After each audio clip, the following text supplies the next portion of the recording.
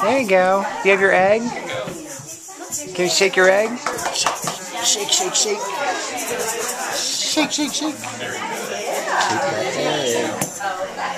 Egg is a very easy word, so we can start to learn how to say egg. As long as just watch her little ones share with things in their mouth. With sharing. Good job.